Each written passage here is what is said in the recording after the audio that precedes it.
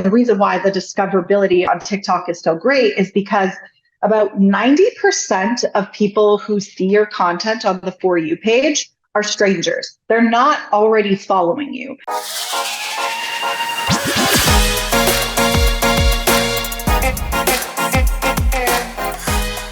Hello and welcome to episode 153 of the Smart Agents podcast. As always, my name is Michael Walter and I'll be your host.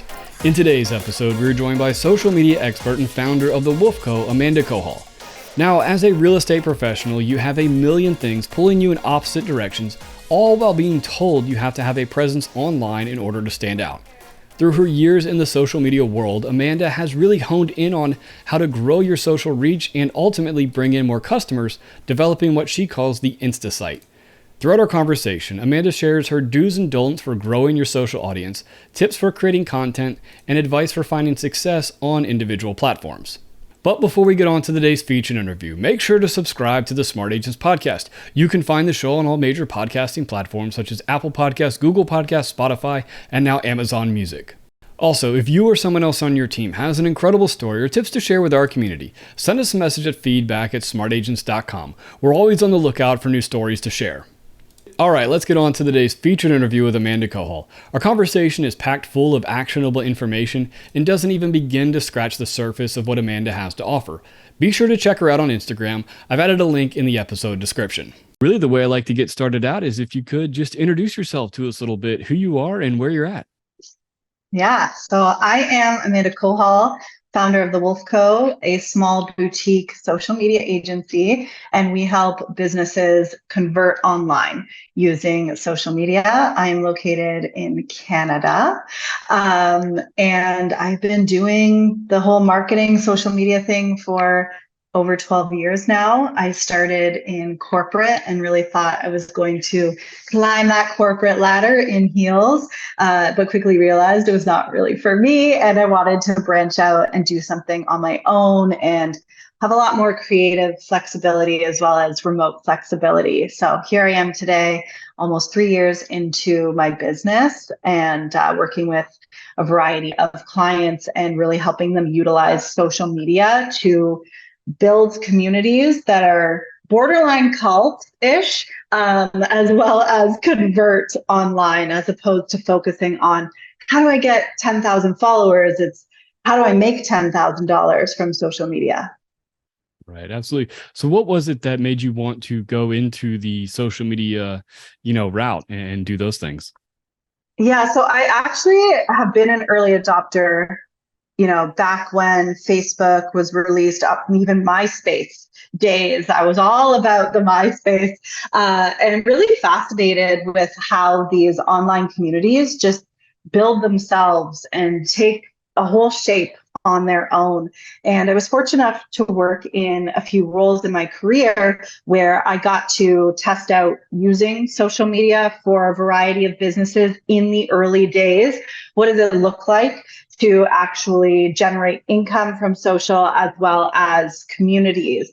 And dabbled a little bit in advertising through social and really took it from there. So when Instagram introduced advertising and this whole wave of the influencer came in, I was absolutely fascinated with how are these micro celebrities being built and how are we really engaging with these apps that make us want to either follow someone, buy from them, or even refer them to other people. Yeah, absolutely. So, our audience base is all real estate agents and brokers, and social media is a huge, advertising and marketing platform for real estate agents. And, with your background, I'd love to, kind of pick your brain a little bit about how they can build those communities to have that cult following, like you said. Yeah, so I think about social a little bit differently because I'm so curious about the algorithms and how people are using these spaces, like actual consumption behaviors. It really clicked for me in 2021 that we are kind of using social media wrong. And we were so focused on keeping up with this checklist of we have to have the right hashtags. We need to be posting once a day to get any sort of traction. And that was particularly with one app, Instagram. Instagram, I feel, put a lot of pressure on business owners of you need to make it look a certain way, or you're not going to grow and you're not going to be able to do anything with your social media. But the more and more I looked at how the algorithms worked, specifically with Instagram, I was like, why are we putting so much effort to get such low ROI? Why are we posting every day on the feed, or feeling like we need to post every day on the feed, when Instagram is really only showing that content to a very small percentage of our existing audience? So I actually boycotted posting to my feed. And I was one of those. Every single day I'd post educational content all about how to grow your business with social media. Stopped posting to the feed, and I took to Instagram stories. And Instagram stories is a different audience. So it is people who are following you, and you don't have the opportunity to show up on the Discover page with stories. So the people who are watching your stories are a lot more familiar with your brand, who you are as a person, and are quote unquote deeper in the funnel, right? So I was like, if I stop posting to my feed, or at least talking about my services on the feed, what will happen if I take it over to stories? The first few days was a little bit rough, and my audience was DMing me. At this time, I had almost 10,000 followers. That's a story for another day, though. And they're like, where are your posts? I haven't seen you show up on my feed lately. And I was like, go to my stories, go to my stories. So it was a little bit of a redirect. And I started to really build community there. And I was noticing my reach had actually increased from only posting to my stories, which made me take note of that. And my community was getting stronger, but most of all, I was converting through my stories. So I started to think about this more and more. And I was like, well, no wonder the audience is deeper in the funnel. They're so much more familiar with me. It's not me slapping something to my feed. If it shows up on the Discover page or to a stranger, they're not going to buy immediately, or they're not going to connect with me immediately because it's their first interaction with me. Whereas in the stories, they're familiar with the plot. They know who you are. So you'll have a lot more traction posting with that. And eventually it led to me developing my signature method, which I call the Instasite. So this is really treating your feed like a website, because I think it's now about 40% of people are going to social media first for their initial search, as opposed to over to Google when they're looking for a brand or business, or in your case, a realtor. They're going to social because they can get that bird's eye view. And they can also, in most cases, get a taste for your personality.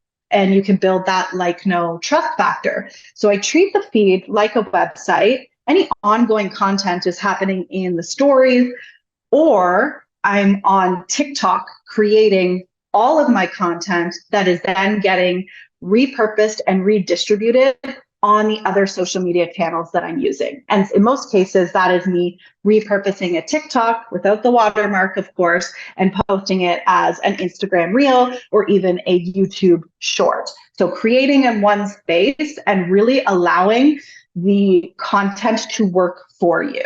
And beyond the success that my clients have seen from this approach to social, and just the weight off their shoulders of, oh my gosh, what do you mean I don't have to worry about posting to the feed every day? It's just set up and I can kind of do my thing elsewhere.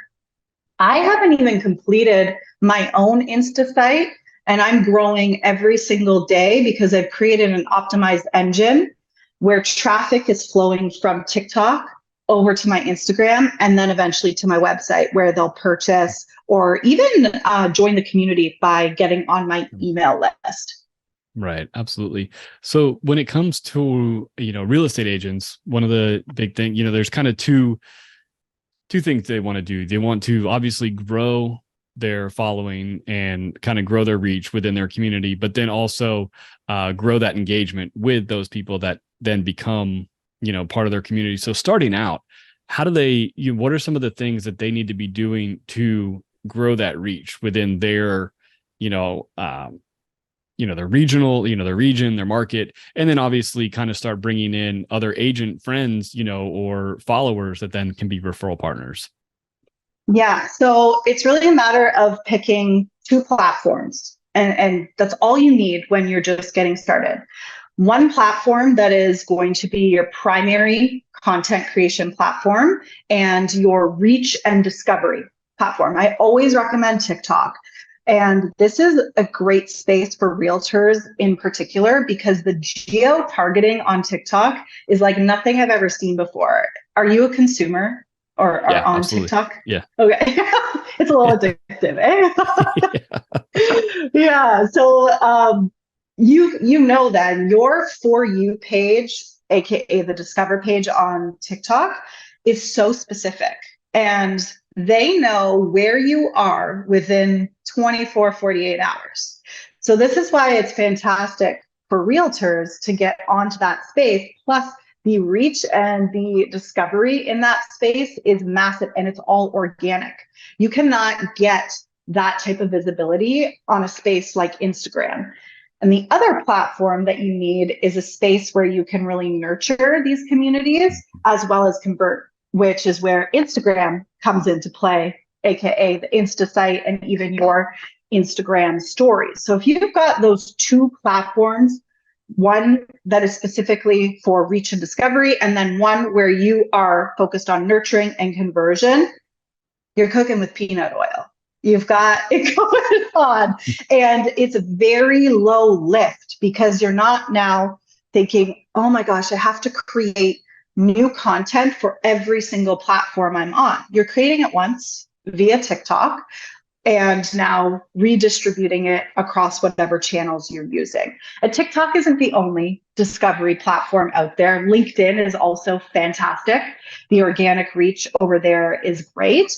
And what I love specifically about LinkedIn, even if you just have a profile that is optimized, it tells people who you are, what you do, how you can help them kind of thing. And you're not even posting content. If somebody Googles your name, your LinkedIn social profile shows up first.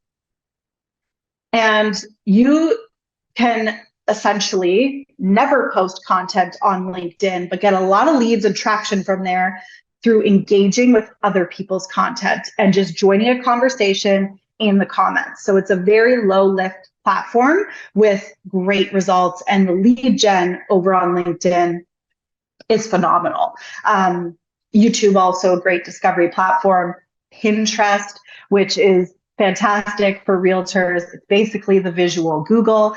And again, it's almost like a one-time setup on Pinterest because the shelf life of a pin is years and years and years that content circulates. Whereas if we're comparing it to an Instagram, I don't know, you have like 5 hours for a post on your feed when it's active. So it's just not a good use of your time and your resources to be so stressed out and on that hamster wheel creating for the feed when it's not even going to get you the result that you're looking for. Put that energy and resources into creating for a space that can get you the discovery. And then when you're on Instagram, you're answering DMs, you're sending links to listings, you're showing us these listings in your stories or even bits of your life and your personality. Right. Absolutely. So when you are, working with these different platforms and specifically TikTok, what type of content should, agents or small businesses out there really be creating to start engaging with their, audience? I want to see the listings. And I want to see it from that documented point of view, very real, unedited. We get to go through the house with you. And it doesn't necessarily need to be the whole house.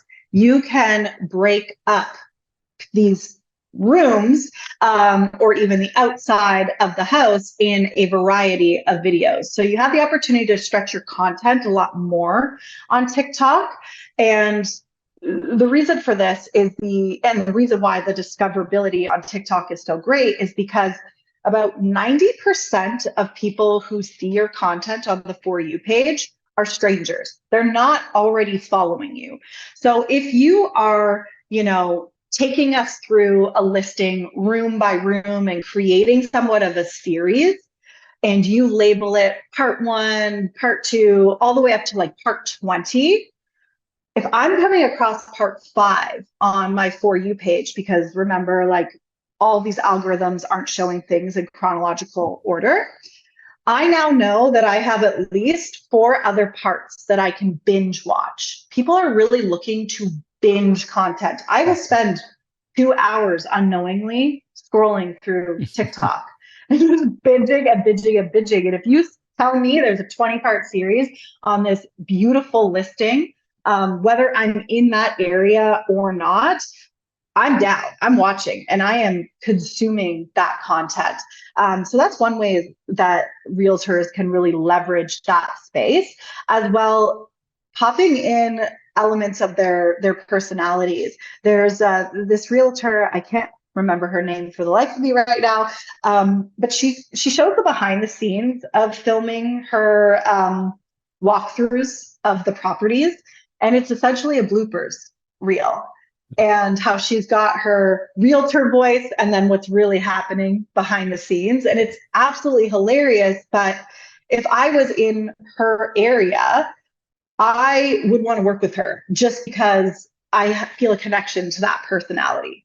So bringing in some creativity like that, even showing these vlog style pieces of content of the day in the life of a realtor in Arizona, for example. I want to see what does it look like? How many people are you interacting with in a day? What does it take to stage a house, get it all prepped? What things are people really looking for? It's very bingeable and interesting content. Yeah, absolutely. So, a lot of people, because of, the different social media, videos that they might watch, or how to, grow your audience. It is a lot of that. And it has been, and it does seem to be changing the messaging, but it always has been, you've got to post all the time and you've got to be on this cadence. And it has become this like really overwhelming thing for a lot of agents. So, and I really like what you're saying is you don't have to do that anymore. It's not this crazy schedule you have to upkeep. But what are some of the other tools that you've utilized or you've seen that can help, expedite the process for these agents? Yeah, so I do a lot of batch creation.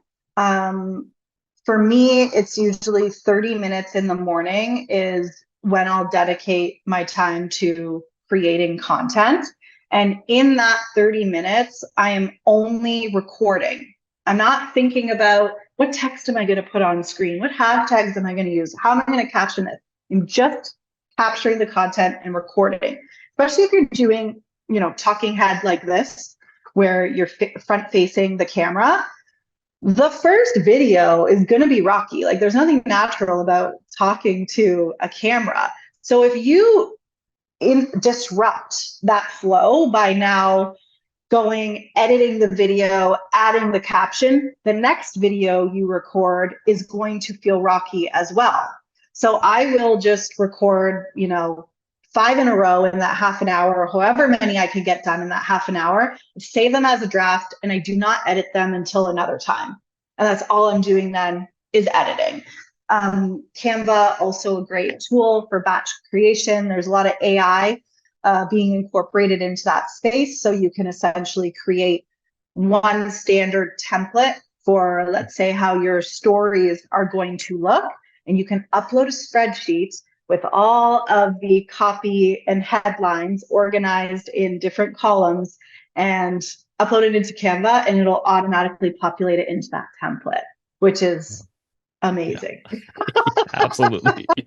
Yeah. As a video editor for, gosh, I think we're going on 20 years now, the AI on things is like unbelievable. Just putting text into things that I used to do 12 years ago, 10 years ago was such a pain. And now it's, I'm editing, I'm doing text-based editing and going through a transcript and cutting things out based on that. Yeah. And if you can especially like outsource the process of repurposing content, even better. So if you're just there to record, capture, and then you pass it off to somebody else who can slice and dice across platforms, you're good to go, if that's an option for you. But if not, really set aside a little bit of time each day, or even a little bit of time each week, to capture the content, and then another day that you're going to be slicing and dicing kind of thing. Yeah, absolutely. What, what are some of the things that you have seen, whether that be a real estate agent or just in the small business space, that, really things that people should avoid and that are hurting their reach? Thinking that you've got to post the feed every single day and not showing up in stories in a natural capacity. So we think when it comes to content creation, it's a serious thing. It has to be overly curated, when 9 times out of 10, the content that took you 5 seconds to post about does the best, because it feels very natural for you as a creator as well. Then that shows to the audience like, oh, this is really authentic and in the moment. So spending less time overly curating will actually kill your reach instead of just picking up the camera and doing the dang thing. And on the lines of over curating is using a lot of fancy software for, closed captions, title cards, that type of thing, that platforms like a TikTok or even Instagram can't pick up on in SEO. You should really be using the text that is native to each platform so that they can pick up the SEO and further circulate your content. Right. Okay. Yeah. So and I think that definitely makes sense, because I do see a lot of videos that, they have like the, we call them the Hormozy style captioning, because, Alex Hormozy really kind of made that, that style super famous, and you're seeing that everywhere. But yeah, absolutely. If you're repurposing a video that you created, in outside software and putting that on TikTok, I can definitely see how that's not being picked up. Yeah. And like a lot of trend hopping too can really kill your reach, because all algorithms are pattern recognition.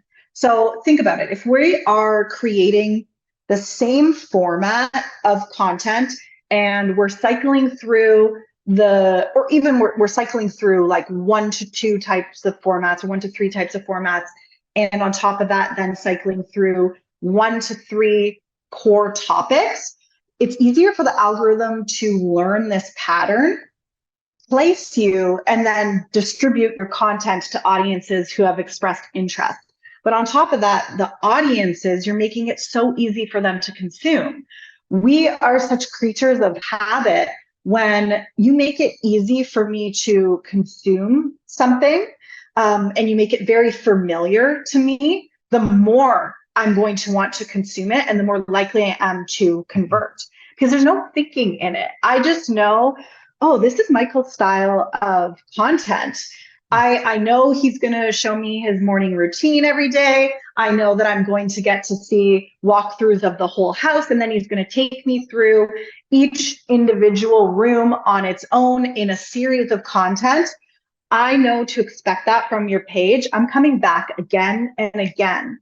And that's not to say you can't try a trend out here and there. I do love to sprinkle them in for what I like to call a welcome disruption, to bounce attention back to the page and like hit the audience with a little bit of a curveball, or sometimes hop on a trend that is really super tracking within the algorithm. But generally, simple is better.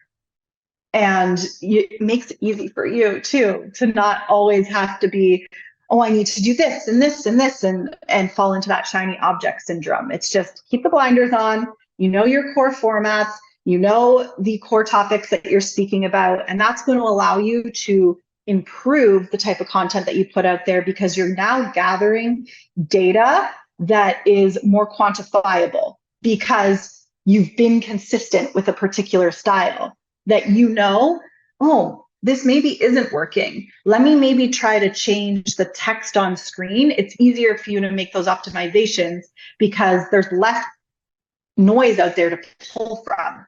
If that makes any sense.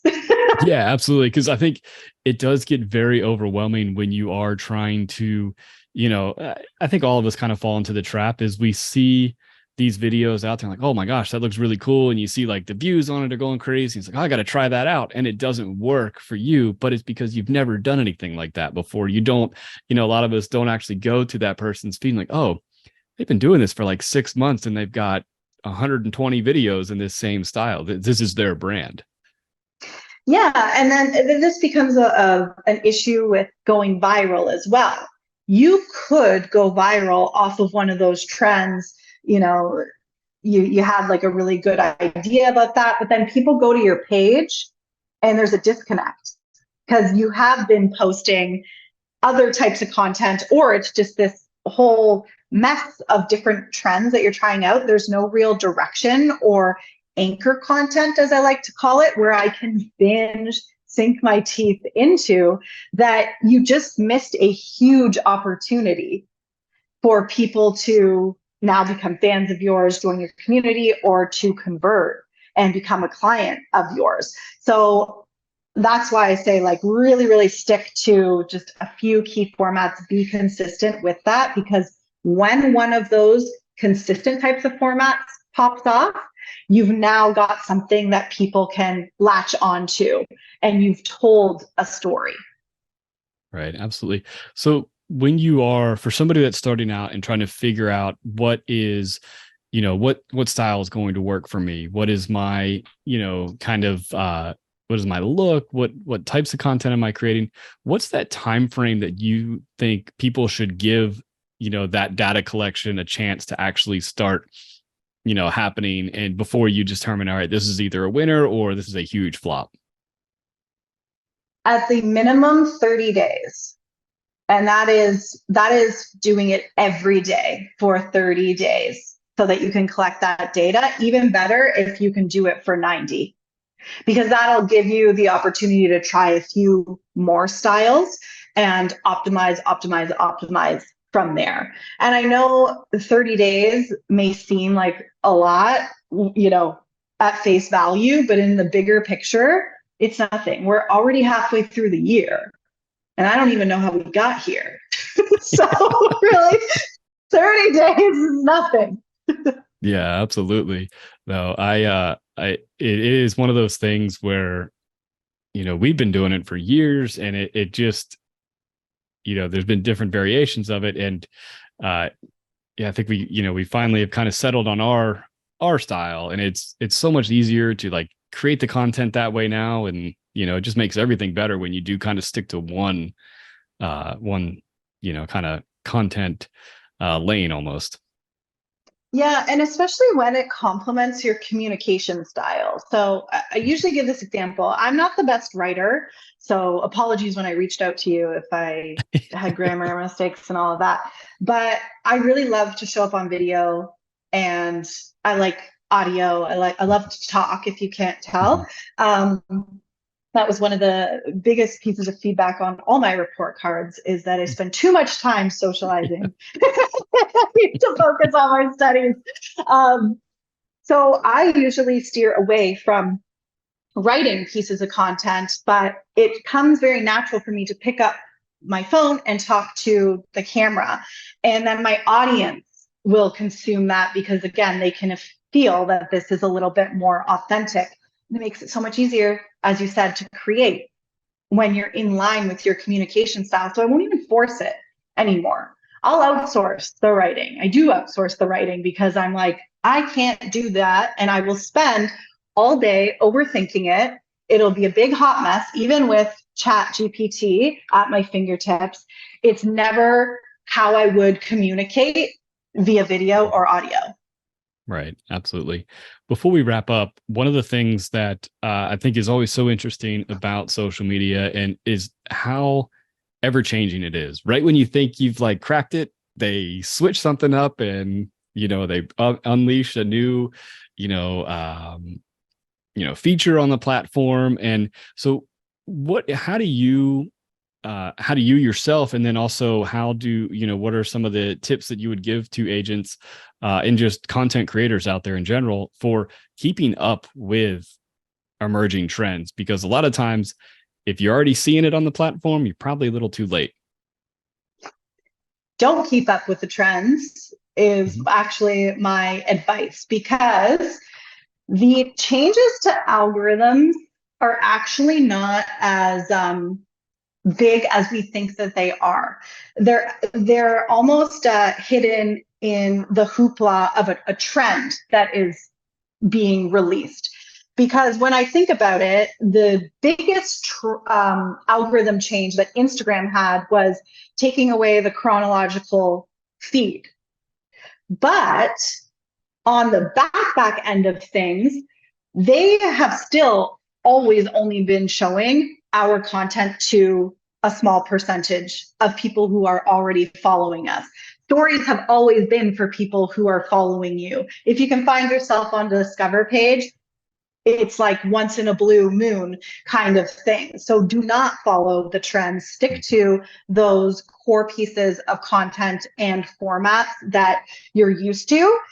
The time that you can keep on top of it is if one day Instagram does say, oh, actually our stories are now going to show up on the Discover page. That's when you would need to make a tweak, because your intro to your stories would need to be more of a proper intro and providing context. And I'm just using this as an example. In stories, people are familiar with the plot. I don't need to hop on and be like, today we're talking about blah, blah, blah, blah. Whereas on TikTok, I do need to introduce the topic because 90% of the audience doesn't know me. So if that kind of an algorithm shift happens, then yes, you would need to shift what you're doing slightly, but don't follow the trends, because the trends aren't actually the algorithm that's happening behind the scenes. No, it makes a lot of sense. No, it makes a lot of sense. And I think it just gets so confusing for people out there that aren't familiar, as in so deep in social media and the content creation like you are, because, a lot of us, we hear you've got to stay on top of things. You got to move and shift with, as things come up. But what you're saying, I love, because that means I don't have to keep shifting things around. Simple is better. If you're making the content easy for the audience to consume, you're good to go. And the ways that you can do that is by providing clarity, right? So that would be the only trends I would say to keep up with, is adding, more context in your title cards, just being mindful about keywords, because search is such a big component of these algorithms, but your core formats can stay the same. You're now just optimizing them a little bit without feeling like I gotta go dance over here and do this fancy drone video there. Like, no. Yeah, absolutely. Well, I mean, obviously this is a conversation that could last hours, because there is so much that, goes into social media and content creation. But where can people find more of your content so they can get, tips like these? Yeah. On TikTok, Amanda Kohal. Links to all my other socials if you want to see more about the Instasite. We have a little bit of fun over there too. So check it all out there. Awesome. I really do appreciate you taking the time to talk with us today. Thank you. It was great chatting with you. I really want to thank Amanda for taking the time to share all of her great tips and insights on growing your reach and conversions through social media. If you're interested in learning more from Amanda, I highly recommend you follow her on Instagram. I've included a link in the episode description. So once again, if you think you or someone else on your team has an incredible story or real estate tips to share with our community, send us a message at feedback@smartagents.com. Well, that wraps things up for this episode, but remember, follow the show wherever you listen to podcasts, and make sure to subscribe to the Smart Agents YouTube channel. Again, I'm Michael Walter, and we'll see you on the next episode.